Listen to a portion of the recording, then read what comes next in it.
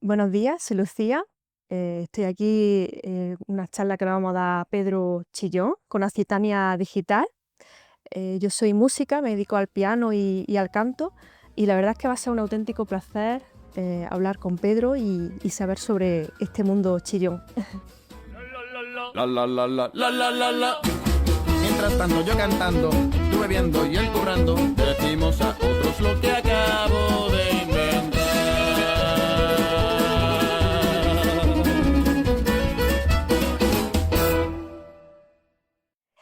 Pedro, buenos días. Hola, muy Bueno, buenas. ya buenas tardes. Que ya ha Buenas pasado tardes. la Bueno, hora. en Navidad es normal estar con el horario un poco movido, no pasa nada. No sabemos dónde vamos ni qué hacemos, ¿no? La comida, el bebé. Bueno, y estamos por aquí por Guadix, por tu tierra. ¿Qué te pasa a ti por dentro cuando llegas a esta ciudad? Pues depende del recuerdo que se me dispare. Claro, yo me he criado aquí no tengo un recuerdo, tengo una colección de recuerdos. Y según el que se me dispare, pues de repente vas por una calle. Y si la historia que te pasó en esa calle tenías 4 años, pues te acuerdas de una cosa diferente a si tenías 16. Pero yo que sé, a mí en general, hasta cuando estoy fuera y hace frío seco, ¿sabes? Y asomas la cabeza por la ventana y el tiempo te hace un lifting. Yo me acuerdo de Guadix y de cuando, bueno, cuando un chaval, el tiempo le da igual.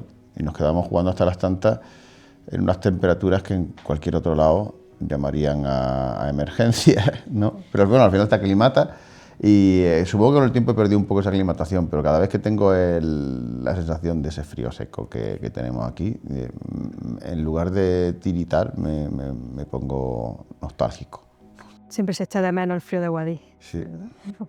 Bueno, y entonces ese frío puede ser inspiración para ti, esta tierra puede ser inspiración para tu nuevo disco. Yo creo que, a ver, sí, es muy difícil saber. Hay gente que lo tiene muy claro, ¿no? Esto me ha inspirado esto, pero es muy difícil saber qué te ha inspirado qué, porque en la cabeza entra todo, se mezcla, pasa el tiempo, se envejece y luego salen cosas. Y lo que sale de ahí, ¿cómo puedes determinar qué parte tiene de cada cosa que entró, de cada recuerdo y de cada experiencia? Al final puedes tener la impresión de que viene de un lado y luego de otra. O sea, por ejemplo, yo hace poco me he dado cuenta de que tengo un par de referencias bastante importantes que hasta hace poco no las contaba entre ellas. Y luego me he dado cuenta que son muy fuertes. O sea, yo, por ejemplo, me creía que a mí el tema del humor y demás me venía del carnaval, de cuando era pequeño. Pero es que antes de eso, yo tenía... Mis padres me compraron todos los libros infantiles de Gloria Fuertes.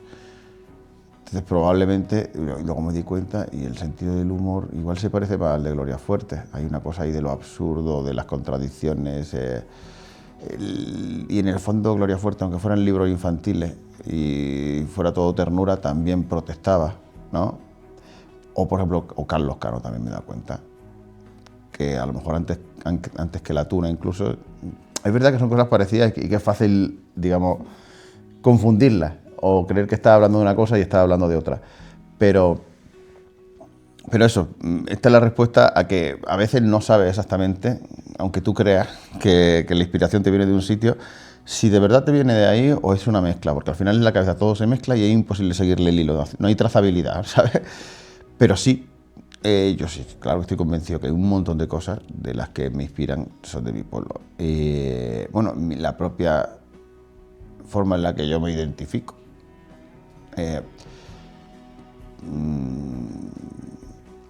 Hay un debate, hay gente que cree que pueblo le quita valor cuando llamas pueblo a Guadix o lo que sea, y yo creo que eso es solo si tienes problemas de autoestima, ¿sabes? Porque va a vivir el mismo número de personas, lo llames pueblo o ciudad, porque lo llames ciudad no va a vivir más gente, ni se va a vivir mejor porque lo llames ciudad. Cambia el nombre a las cosas, ¿sabes? No cambia las cosas. Y sin embargo, cuando la gente dice pueblo, o yo por lo menos en mi caso, para mí representa una cercanía ¿vale? Yo sí vivo en una ciudad, vivo en Madrid. Entonces, ¿a qué aspiráis? A todos los defectos que tiene una gran ciudad, a que la gente sea más fría, ¿vale? A que la gente no se reconozca por la calle, a que la gente tenga el síndrome de como no te voy a volver a ver, me cuelo, te quito el aparcamiento, no te digo buenas, no sé. Yo cada vez que veo a alguien diciendo, no, Guadix no es un pueblo, es una ciudad, digo, pero ¿qué más dará? Si lo que tenga o lo que no tenga ya lo tiene, independientemente del nombre.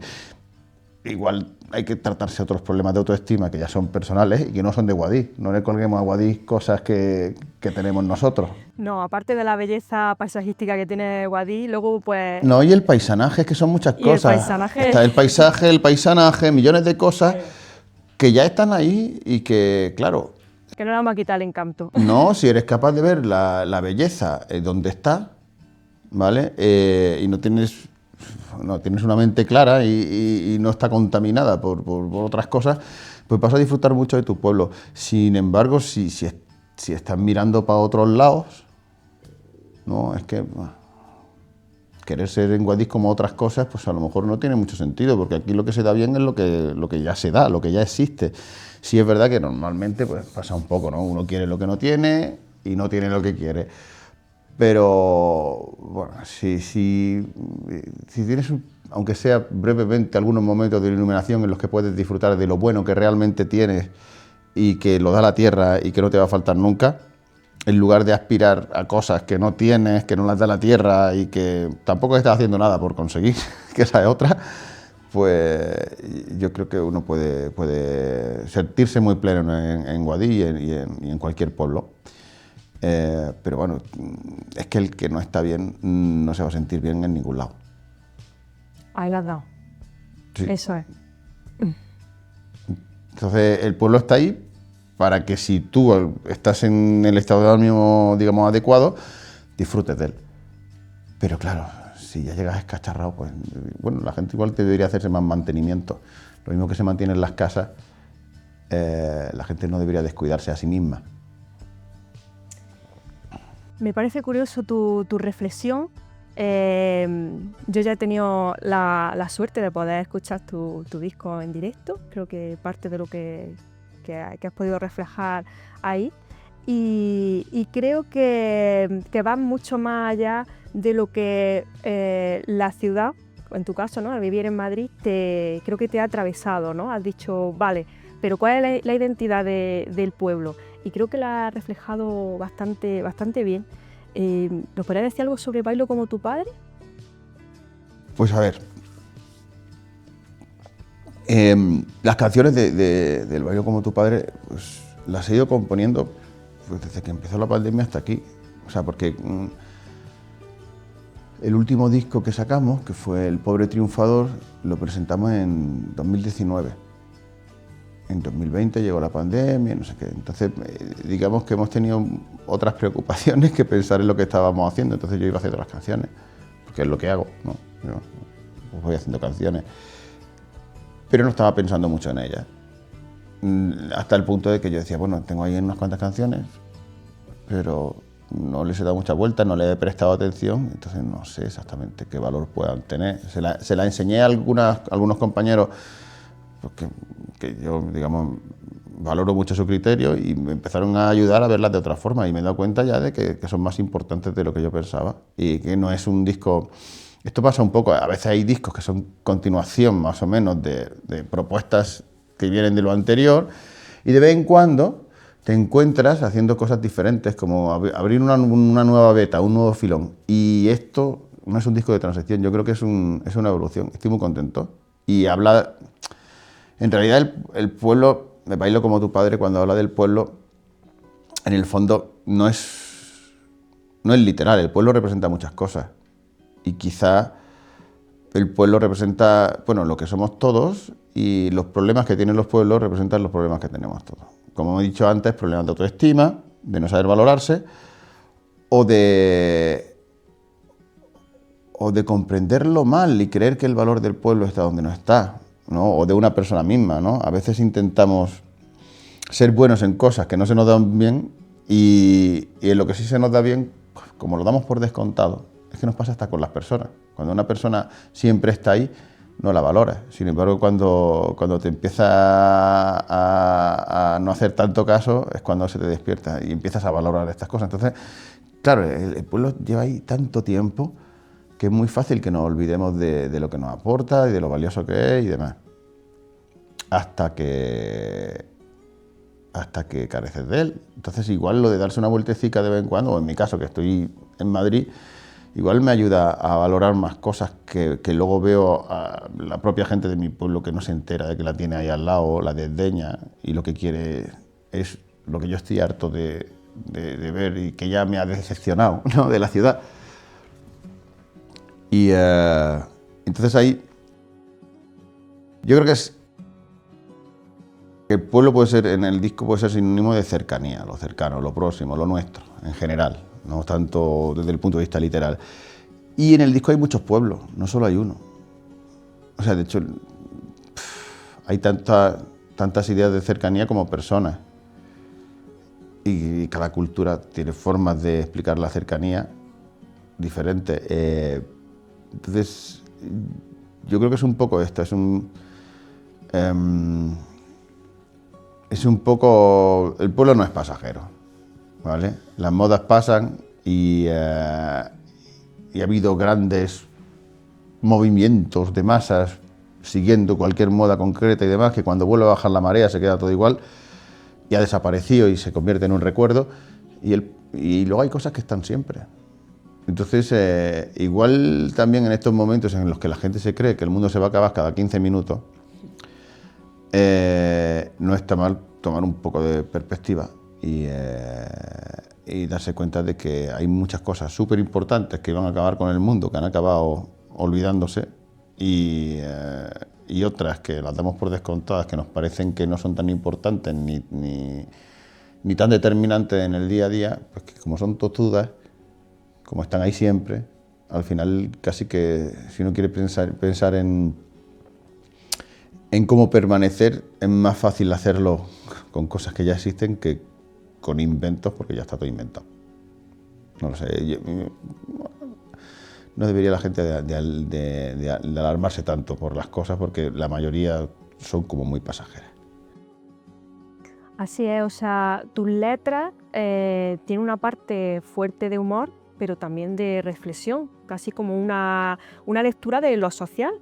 Creo comprender que para ti el comportamiento humano es algo reflexivo, ¿no? Es algo que a ti te preocupa, que observas, que quieres reflejar en tus letras, como modo de defensa, denuncia.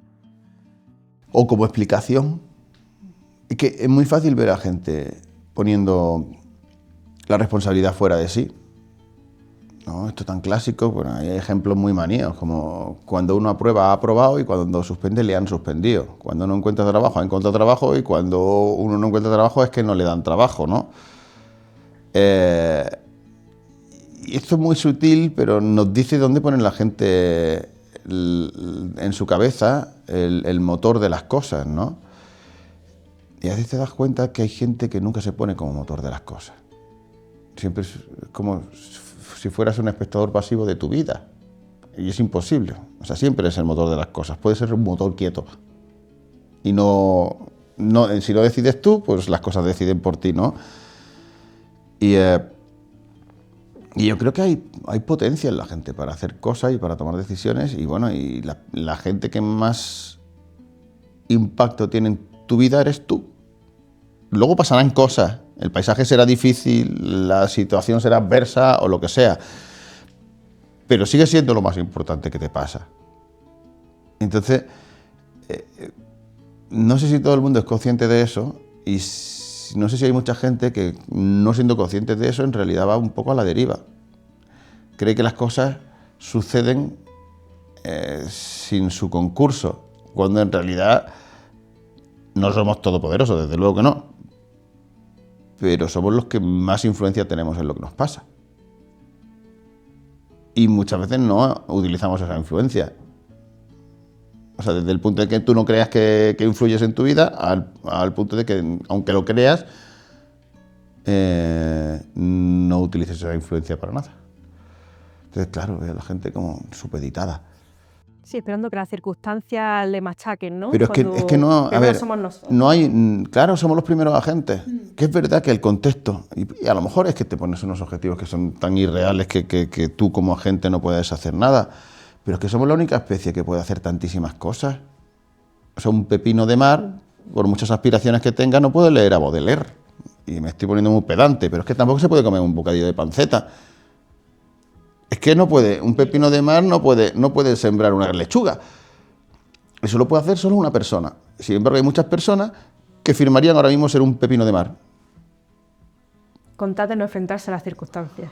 Están vivos, pero parece que no les apetece. Bueno, también el que les apetezca o no depende un poco del enfoque con el que ven las cosas.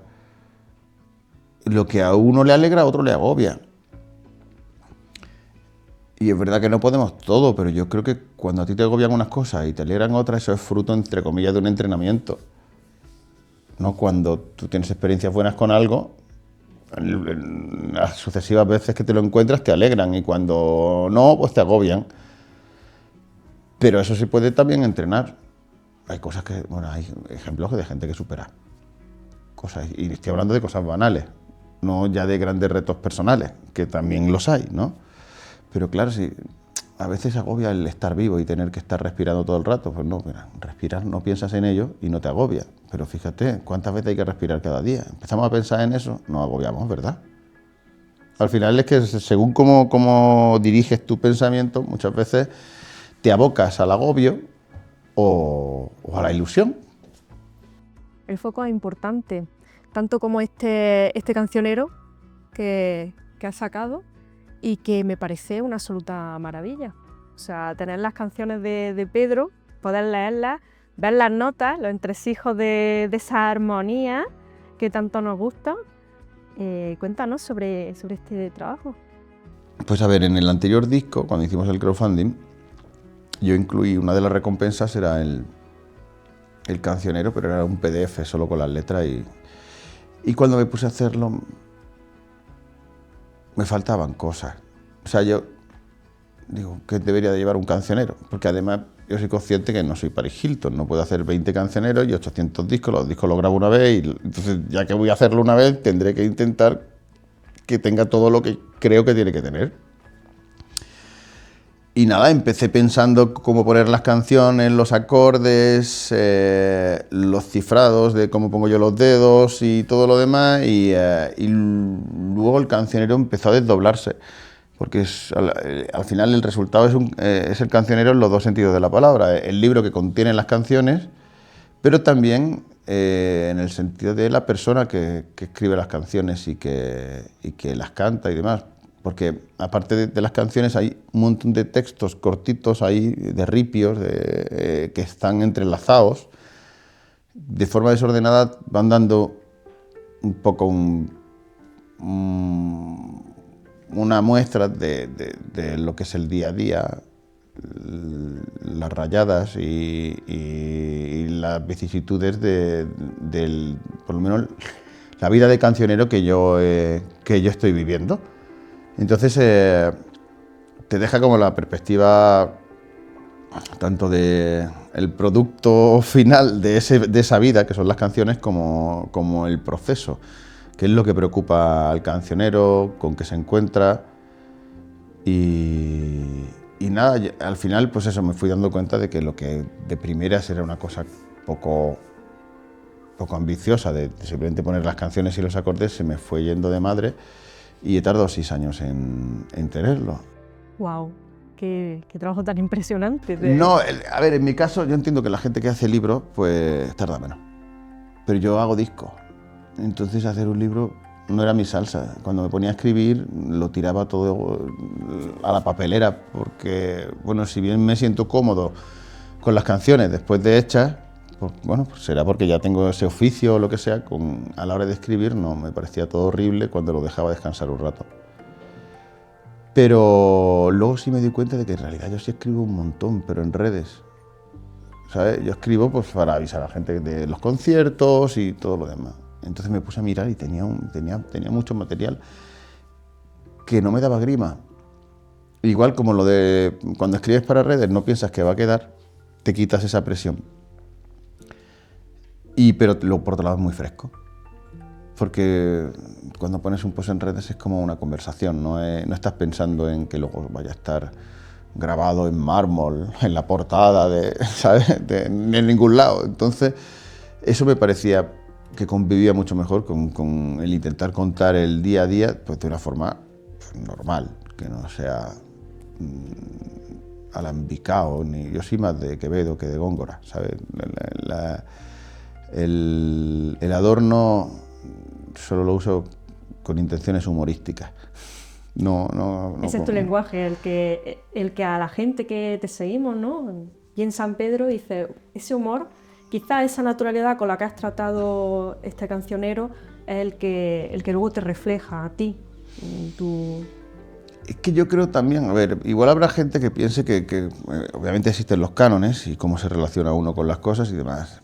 Y hay algunos cánones y algunos protocolos que son medievales, que no pasa nada, tenían un sentido en aquel momento, igual se ha perdido la simbología y seguimos a veces con unos protocolos, un engolamiento y demás que igual ya no tienen sentido hoy en día, o por lo menos para mí personalmente, si yo me meto en la panzada de kilómetros que me meto para ir a tocar a los sitios y cantar en donde vive la gente, es porque quiero acercar lo que yo hago a ellos. No voy a poner luego una distancia protocolaria, ¿sabes? Yo entiendo que cuanto más cercanía se incluya. ¿Quiere decir que la cercanía le quita gravedad o seriedad o importancia a los temas? Pues para mí no. El que necesite para saber que algo es importante, ¿vale? Que venga un edecán nombrando los nombres de los que pasan a continuación y que las sillas estén distribuidas por rangos y que, ¿sabes? No sé, el que necesite protocolo, pues, bueno, pues que lo utilice, pero en mi caso yo creo que aleja y que no dignifica el protocolo. O sea, todos conocemos el cuento del traje nuevo del emperador. ¿Sabes? Que tu título sea muy largo y que no te quepa en la tarjeta no te está confiriendo ninguna dignidad. En todo caso puede ser el cargo y lo que represente, pero tú lo puedes estar arrastrando por el suelo, ¿no? Y sin embargo, en cosas muy sencillas,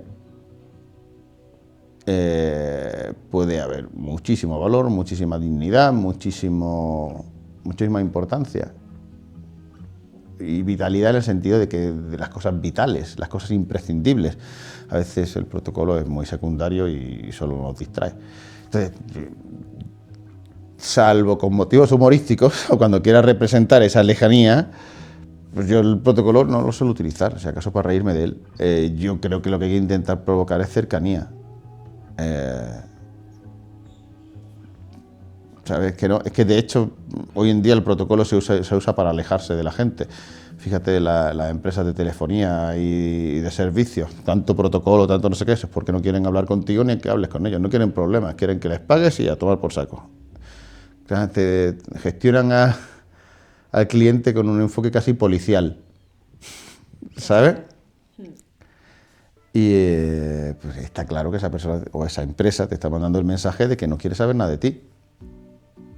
Llévate tu dinero a otra parte. Y cuando lo hace una administración, pues 3/4 de lo mismo. Esa comunidad, esa cercanía que se ofrecen en tus conciertos, lo he vivido yo, ¿no? Esa calidez. ¿Tú cómo crees que se siente el espectador o cómo te gustaría a ti que se sintiese el espectador?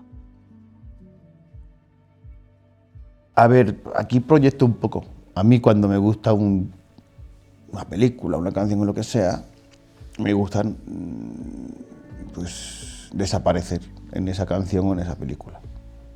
¿Sabes? No sentir, o sea, estar inmerso.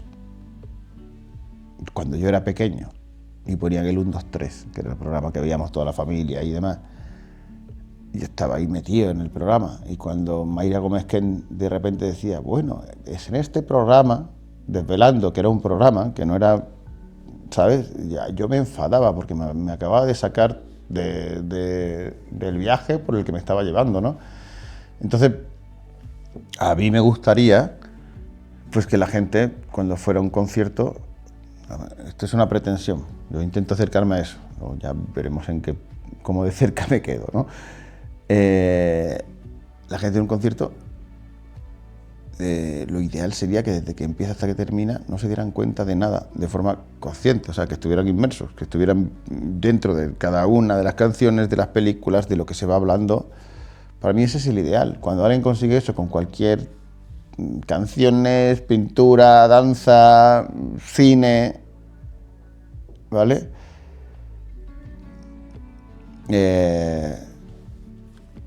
Eso.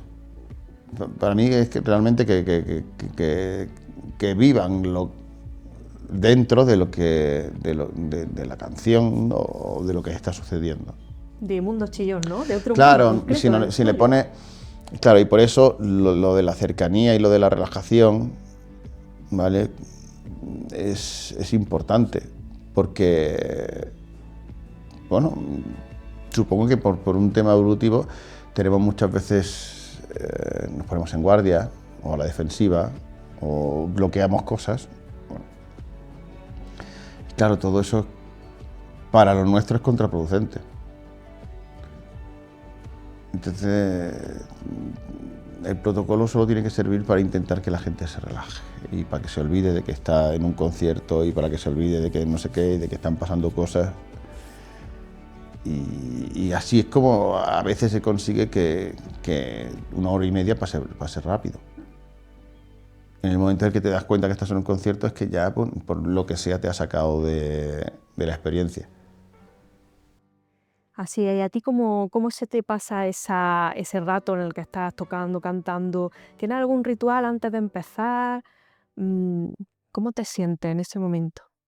Pues yo es que soy muy poco de rituales. Yo soy anti-rutina. O sea, intento no... o al menos generarme la ilusión de que lo que estoy haciendo no lo he hecho antes. O no lo estoy haciendo igual. O sea, de hecho siempre me dejo decisiones para tomar durante el concierto, para no ir con el automático puesto. O sea, esa necesidad de, bueno, voy a tener que tomar decisiones en algún momento, hace que esté alerta, que esté atento y que no se convierta el repertorio en un repetitorio. Claro, esto tiene consecuencias, ¿vale? Si no haces siempre lo mismo, probablemente los acabados de las cosas no serán súper perfectos, ¿no? Pero no habrá 2 conciertos iguales. Y yo prefiero que no haya 2 conciertos iguales a que esté todo clavadísimo. Porque es que incluso la mayor parte de los hallazgos, digamos, los hallazgos felices que encuentras son fruto de que querías hacer una cosa y no te ha salido lo que querías, te ha salido otra cosa que luego descubres que está muy bien. Entonces hay cierto culto a la perfección que me parece que es rebajarse. O sea, con todo el respeto y todo el trabajo que cuesta hacer las cosas perfectas, cuando una persona intenta hacer un montón de notas muy rápidas, perfectas, que la entonación siempre sea perfecta, no sé qué, o sea, estás intentando hacer algo soso. Eso ya lo hace la IA. O sea, quieres convertirte en una máquina, eso es degradarte, en mi opinión. O sea, con todo el respeto a las máquinas, ¿vale? Si lo mejor que se puede decir de ti es que eres perfecto, pues ¿cuándo vas a empezar a ser humano? O sea, nosotros no estamos en el escenario para reproducir las canciones como quien le diera al play, estamos para que pasen cosas. Se supone que las canciones ya las sabes. Incluso si hubiera algún tipo de imperfección, es que una guitarra no es un instrumento milimétrico, ni un violín. La voz, el eco de la sala. Es que no. Hay que jugar con esa improvisación, ¿no? Con ese papel que al final es lo que uno sale de dentro. Es que es realista. O sea, tú de repente, para ser hiperrealista, intentas hacer las cosas perfectas. Pues no. No. Eso no es realista. Realista es que la naturaleza no te da las cosas en gramos. Luego tú las mides y las transformas en gramos, pero no. Igual en vez de 250 gramos, jamás serán 250 gramos y medio, o 250, ¿sabes? Si es la naturaleza de las cosas, ¿por qué pretendes hacer una cosa tan artificial y tan industrial de hacer algo perfecto? La perfección está en lo que provocas. Y para provocar cosas en la gente, no necesitas que la claqueta vaya perfecta. Obviamente sí, técnicamente es importante que controles el tempo. Y técnicamente es importante que controles todo eso, porque es tu profesión y tu oficio. Pero eso no es el objetivo, eso es la herramienta que utilizas para hacerlo. Y lo que tienes que hacer es que pasen cosas. Si tú lo haces perfecto y no le ha pasado nada al público, entonces que hubieran puesto un disco. Ahí va. Decía ya, Beethoven desde la antigüedad ya se dice, ¿no? Desde el clasicismo, que te equivocas en un silencio no importa, pero que toques sin pasión, imperdonable. O sea que yo creo que deberíamos de seguir extrapolando lo que se sigue. Pero aparte que ya no necesitas a una persona para hacer una cosa casi perfecta. Le das a una máquina y te lo hace. Entonces, yo creo que las personas deben de dedicarse a hacer cosas que las máquinas no pueden hacer. Porque lo otro, pues es que ya está. Ahí va. Bueno, pues a mí me interesaría mucho saber, armónicamente, cuando tú compones, ¿hay algún giro melódico, alguna base armónica que para ti sea significativa o entidad de Mundo Chillón, de tu música? Hay cosas que hago o que me salen más a menudo. Pero claro, muchas veces estas cosas que te salen igual ni te das cuenta, simplemente es porque tienes esa coletilla musical. Lo que sí me gusta y me divierte mucho es mezclar, o sea, poner las cosas fuera de sitio. Mezclar a lo mejor un ritmo o un estilo con armonías que son de otro. Salen cosas, vas encontrando, es como combinar la ropa y de repente dices, uy, qué bien queda esto, o lo que sea. Claro, yo me dedico a hacer canciones y me preocupa más, pues lo que he dicho antes, que provocan en la gente y que le pasen cosas a la gente al margen de las canciones. Sé que hay gente que hace lo mismo que existe la ciencia básica, pues música básica, que es que, no en el sentido peyorativo, sino que profundizan mucho en un estilo y se tiran toda la vida y son auténticos maestros de la profundidad de ese estilo, y luego llegamos gente como yo y eso que ya ellos han desarrollado lo cogemos y lo mezclamos y hacemos el tonto con ello, ¿no? Y demás. Pero es que luego, jope, hay mezclas que están muy bien,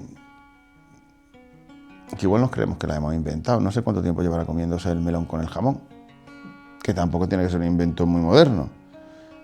Yo lo pienso. Bueno, igual medio sí, porque el jamón es carne y no estaba tan... O sea, no se comía carne tan a menudo antiguamente, ¿no? Pero sí, a mí me gusta mezclar armonías de un lado en estilos que no... y ritmos o sea, hacer un poco el Frankenstein con las canciones. Que bueno, las canciones, como son artefactos de lo abstracto y de la mente, pues no estás haciéndole daño a nadie, puedes hacer ese tipo de cosas. Qué curioso, y esa manera de componer tuya, ¿necesitas un espacio en concreto o tú puedes componer en un bar, mientras que va en el tren? Yo aquí me voy a repetir un poco con lo que he dicho antes, pero yo soy de las personas que piensan que todo tiene una explicación. Lo que pasa es que a veces no tenemos esa explicación, soy muy racional, ¿no? Pero también me he dado cuenta que cuando puedes explicar perfectamente algo, pierde, yo lo llamaría el misterio, ¿no? El qué será, lo que está operando aquí, ¿no?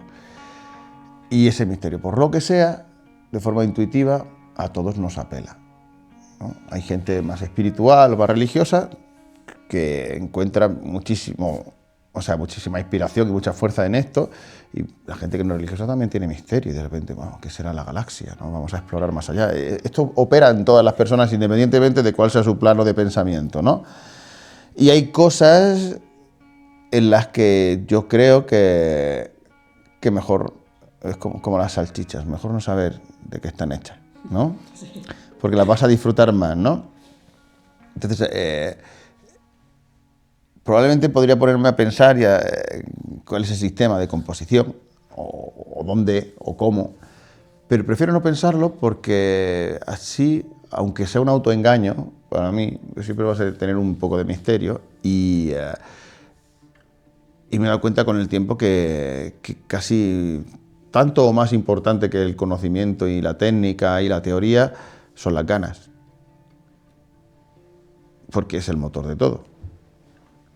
Entonces a veces hay que tomar decisiones que técnica financiera, económica, social o reputacionalmente no son tan buenas para seguir teniendo ganas, que es lo que te va a hacer pues, seguir al pie del cañón. Y con el tema de la composición, pues no he pensado en sistematizarlo nunca, porque como me ponga a pensarlo seguro que encuentro un patrón y de repente no me gustará que haya un patrón en cosas que prefiero que sigan siendo un misterio. A veces la letra, a veces la música, siempre hay algún elemento que dispara la composición y no siempre ha sido el mismo. Y yo entiendo que hay diferentes métodos, sí, pues quizá por eso mismo yo soy de los que prácticamente no escribe nada. Probablemente eso haga que de vez en cuando algunas cosas que se me ocurren con el tiempo se me olviden y se pierdan.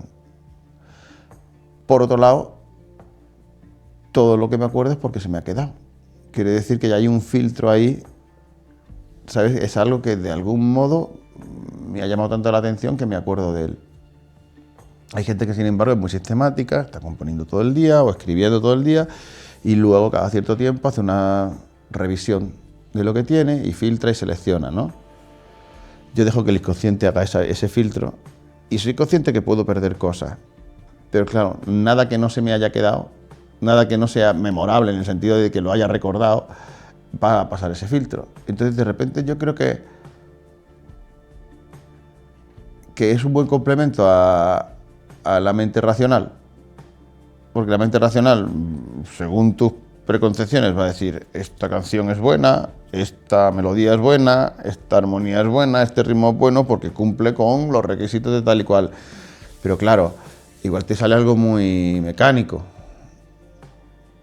Sin embargo, el instinto, como es tan anárquico y va a su bola, bueno, o igual no es anárquico, pero está claro que no nos hace caso. Entonces pasar un filtro que sea intuitivo hace que combine tanto lo racional como lo irracional.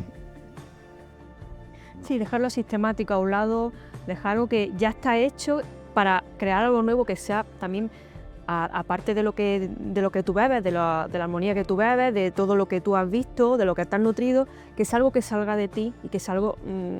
Somos sistemáticos y somos intuitivos. Ahí va. Entonces, en el proceso, ambas cosas tienen que formar parte. No dejarse llevar por una o por otra, sino Claro. un poco de equilibrio. Qué bien, me parece súper interesante lo que dices como músico. A mí me gustaría saber qué viene este próximo año, qué nos trae Mundo Chillón. Bueno, pues, a ver, después de 6 años de sacar el anterior disco, ahora está el disco nuevo, está el cancionero. O sea, he estado como... Obviamente tengo cosas y tengo que sacarlas, ¿no? Pues he estado sin prisa, intentando poder producir todo como yo quería y cuando ya esté todo empezar a comunicar y a lanzar. Así que, bueno, de aquí al 11 de enero todavía estamos con el crowdfunding, que la gente puede conseguir el cancionero, el disco y bueno, y hay más cosas, que en realidad lo van a tener el disco solo la gente que participe, porque a continuación viene lo que viene después, que es que el disco en plataformas no lo voy a sacar del tirón, va a ir saliendo una canción cada 3-4 meses, ya lo decidiremos. Entonces, después del 11 de enero que acabamos con el crowdfunding, tenemos unos días de trabajo interno, en febrero empezamos la gira y durante todo el año 2026 va a ser ir girando e ir presentando poco a poco los temas del disco, que yo calculo que terminaremos de presentar a finales de 2027. Y para entonces, pues yo espero tener ya cosas nuevas para seguir teniendo un ritmo de que vayan saliendo cosas cada 2x3. Claro, ahora en las plataformas, bueno, ahora ya no tiene sentido, si lo tuvo en algún momento, el sacar los discos del tirón, porque la gente no escucha los discos del tirón, hay otra forma de oírlo. Y bueno, y si lo lanzas en una plataforma, te lo va a tratar como si fuera una sola canción. Entonces eso provoca que de un disco en el que hay 9, 10, 12 canciones, haya muchas que no reciban atención. Y es el mismo esfuerzo, la misma energía y el mismo gasto en grabar cada una de las canciones. Entonces me voy a tomar las plataformas como la radio. Y así, si puedo, si consigo juntar suficientes monedas, pues sacar todas las canciones con su videoclip y darle tiempo y presentarlas bien y que la gente pueda verlas todas. Y de ese modo, cuando haya terminado de presentar el disco, probablemente tenga cosas nuevas y pueda seguir manteniendo ese tipo de relación, de ir presentándoles cosas a la gente cada cierto tiempo en lugar de una vez cada 2 años. Que se convierta, más que un lanzamiento, en una convivencia, si puede ser. Y bueno, la gente que esté interesada en tenerlo todo, pues para eso están los crowdfunding, para eso me puede comprar el disco a mí. Entonces la gente que lo valora un poco más, pues le podemos dar algo que tenga un poco más de valor. Qué bien que haya pensado este tipo de hacerte, ¿no? De hacerte como músico, de dar a los demás, de saber en el momento en el que estamos, ¿no? En el que todo es tan rápido, todo es tan veloz, y dar ese poquito a poco, ¿no? Ese darte, pero no desechar tu contenido así, toma, aquí lo tienes todo. Y creo que es muy valioso en la época en la que vivimos. Hay que leer el paisaje un poco, pero que de hecho el concepto que tenemos tan asumido de los discos, ¿vale? Como un álbum de canciones que tiene tantas canciones, que dura tanto tiempo, pues igual lo tenemos muy asumido, es lo que yo llamo una nueva tradición. Es una nueva tradición que tiene 50 años, 60, porque antes las grabaciones, cuando empezó, tampoco había soportes que duraran 50 minutos. Los discos se sacaban con una canción por cada lado, dos como mucho, y se van presentando las canciones poco a poco. Llegó algún momento en el que conceptualmente tenía sentido, o sea, por ejemplo, un disco de rock progresivo de Deep Purple o de Led Zeppelin, igual sí tiene sentido hacerlo en una sola pista que dure 50 minutos, porque hay una narrativa, hay una relación y demás, ¿no? Los últimos discos de Rob Iniesta, pues tiene sentido verlos juntos, sí, porque le pasa un poco como a las obras clásicas. Hay motivos que van reapareciendo, hay un diálogo entre las estructuras y no sé qué. Pero si vas a hacer canciones individuales entre sí, no tienes por qué empaquetarlas de ese modo. Por lo que sea, cuando el primero que llegó con su ataque de artista, de tengo un disco que dura 70 minutos y hay que escucharlos aquí, quiero sacarlo todo junto, en la discográfica dijo, ostras, pero esto es una excentricidad, es una fricada. Se dieron cuenta de que comercialmente tenía mucho más sentido, porque podían vender los discos mucho más caros y técnicamente ya se podían hacer discos más grandes y demás, y se convirtieron en un estándar y todo el mundo empezó a sacar discos largos, tuviera o no tuviera un motivo artístico. Y entonces nos hemos criado en una época en la que todo el mundo sacaba discos largos, necesitara o no necesitara exponer su obra así. Y ahora, de repente, ya los discos largos son casi que un problema por cómo se consume la música, entonces ya no hay esa necesidad. Ahora casi que el problema es, pues cuando Rob Iniesta sacaba los discos y decía, es que quiero hacer uno de 70 minutos. Dice, pero no prefiere hacer un short, no prefiere hacer, bueno, todo lo que ahora se lleva con la inmediatez. Pero claro, es que la inmediatez se autodefine, o sea, la inmediatez no es para siempre, es inmediato. O sea, de hecho ahora pasa que los contenidos pasan tan rápido que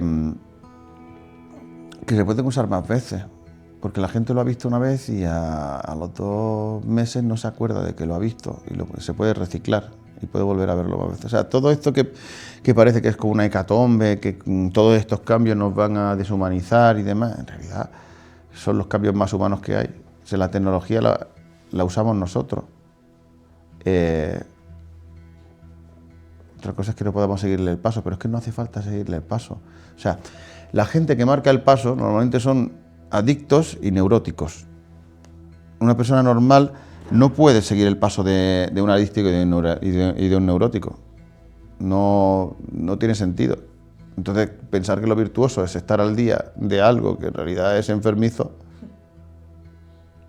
¿vale? Aprieta cuando puedas apretar y descansa cuando puedas descansar. Y no tengas, bueno, ese término actual del mofo, ¿no? El miedo a perderse las cosas. Bueno, es imposible no perderse nada. No, el miedo a perderse las cosas, eso es como miedo a que amanezca. Es que va a amanecer. Es que es absurdo, sería una fobia que te haría mucho daño. Me estoy enrollando mucho, lo siento. Está siendo muy interesante, me ha gustado mucho lo que has contado, sobre todo esos términos normalmente que se llevan ahora entre jóvenes, ¿no? El FOMO, el tal, que me pierdo esto, me pierdo lo lo he otro. dicho mal, es FOMO, yo he dicho mofo. Que puede ser FOMO, mofo, puede ser adelante, atrás, y esos términos nos están llevando, como tú dices, a donde nos tienen que llevar, que la gente se pierda, se encuentre y tenga su... No, pero a ver, hay mucha gente que intenta seguir el paso y cuando se da cuenta de que no quiere seguir el paso dice, con viento fresco, y a vender cuando quiera, no pasa nada, ¿vale? Y claro, al final, como yo digo, la máquina no descansa, la máquina está hecha para trabajar todo el rato. Hay gente que no se para a reflexionar de que el que hace la máquina es el humano y deja que la máquina dicte el ritmo. Y ese ritmo no es vivible, no es humano. Es lo que digo. En cada sector habrá una persona que sea adicta al trabajo, al dinero o a lo que sea, o que tenga una neurosis que no pueda parar, o sea, adicto, ¿sabes?, que marca el paso. Y el resto de personas que tienen algo, o sea, un enfoque más equilibrado, no pueden ser profesionales ahí, claro que sí. Bueno, no hace falta ser siempre la yema de todos los huevos. De hecho, no es vivible ser la yema de todos los huevos. O sea, yo tengo compañeros que tienen mucha más notoriedad y el modo en el que eso condiciona su vida. O sea, el músico más libre es el que solo le conoce a la gente que va a sus conciertos y punto. Y puede hacer una vida normal y tener una familia normal, ir a los sitios normalmente y tomar decisiones sin condicionarse por ese tipo de cosas. La gente cree que la exposición es un premio. Y bueno, pues puede estar muy bien o puede estar muy mal, pero el veneno está en la dosis. A partir de ciertas cantidades es un veneno. No tan malo es que nadie te mire como que te mire demasiada gente. Tenemos un tamaño y no lo podemos cambiar. De repente, si te pones megalomaníaco, intentas hacer algo más grande que tú mismo, pues vas a estar sometido a unos estreses y unas tensiones que no será raro que en algún momento te pasen factura. Así es. Por eso hay, con lo difícil que vivir la música, por eso hay tanta gente que habiéndolo conseguido da un paso al lado. Porque no es respirable. Revienta. Ninguna actividad a nivel de la élite, ni el deporte de élite es bueno para la persona. Le somete a un desgaste, a unas tensiones y a unas cosas que es llevarse al límite. Así es. Pues creo que ha sido una charla muy reflexiva. Ha sido también un disfrute tremendo que nos puedas contar sobre lo que viene, el cancionero.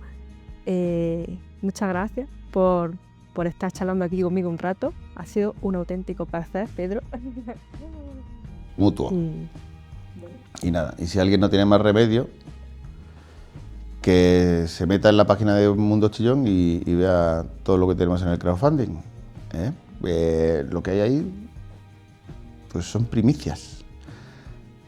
Es verdad, como la gente que participa en el crowdfunding es como los dioses de la antigua Grecia, a los que se le daban las primicias, ¿sabes? Los primeros frutos y demás. No sé si sois antipaganos, ¿vale? Pero bueno, aunque no seáis paganos, aunque seáis muy católicos, que sepáis que el 90% del catolicismo hay que agradecerle que haya conservado tantos ritos paganos que de otro modo se hubieran perdido. Así que gracias. Os metáis en el crowdfunding. Gracias a ti, Pedro. Pues nada, gracias.